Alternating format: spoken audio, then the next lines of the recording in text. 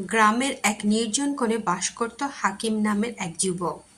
অভাব তার নিত্যদিনের সঙ্গী হলেও মন ছিল ঈমানে পরিপূর্ণ। হাকিমের বাবা-মা ছোটবেলাতেই মারা যান। অন্যদের জমিতে কাজ করে সে নিজের জীবিকা নির্বাহ করত।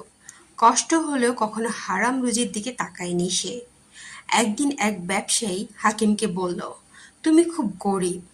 আমি যদি তোমাকে একটু জালিয়াতি শেখাই, অনেক টাকা রোজগার করতে পারবে।"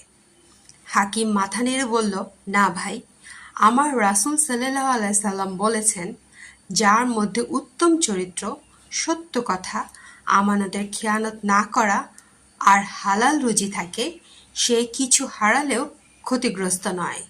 আমি এই কথায় বিশ্বাস করি।" দিন যায়, মাস যায়, হাকিমের জীবন চলে অভাবের মধ্যেই। কিন্তু সে কাউকে ধোঁকা দেয়নি, মিথ্যা বলেনি, কারো আমানত কখনো ভুলেও ছুঁয়ে দেখেনি।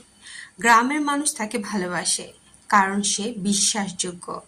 একদিন গ্রামের মোড়ল অসুস্থ হয়ে পড়ে। তার অনেক সম্পদ ছিল, কিন্তু কেউই ছিল না তার আমানত রাখার মতো বিশ্বস্ত। তিনি লোক পাঠিয়ে হাকিমকে ডাকলেন। "হাকিম, আমি দেখেছি তুমি কখনো মিথ্যা বলো না, মানুষের জিনিসে খেয়ানত করো না, আর হালালেই সন্তুষ্ট থাকো। আমার মৃত্যু হলে এই জমিজমা, দোকানপাট সব তোমার দায়িত্বে রইল। তুমি এগুলোর মাধ্যমে গরিবের সাহায্য করবে, যেমন আমি করতাম।" হাকিম বিস্ময়ে মোড়লের দিকে তাকিয়ে রইল। জীবনভর সৎ থেকেও সে ভাবেনি আল্লাহ এভাবে তার জন্য পথ খুলে দেবেন। এই গল্প আমাদের শেখায় সত্যবাদিতা, উত্তম চরিত্র, আমানতের হেফাজত আর হালাল রুজি হলো এমন চারটি রত্ন যা কোনো ধনসম্পদ দিয়েও কেনা যায় না। মানুষ যদি এগুলো আঁকড়ে ধরে চলে, দুনিয়ার ক্ষয় তাকে ছুঁতে পারবে না, বরং আখিরাতেও সে সফল হবে।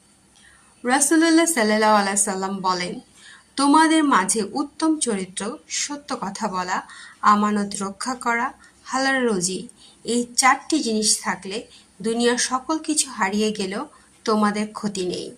আল হাদিস। আসুন আমরা হাকিমের মতো চরিত্রবান মানুষ হই, দুনিয়া হারালেও যেন আখিরাতে জিতে যাই।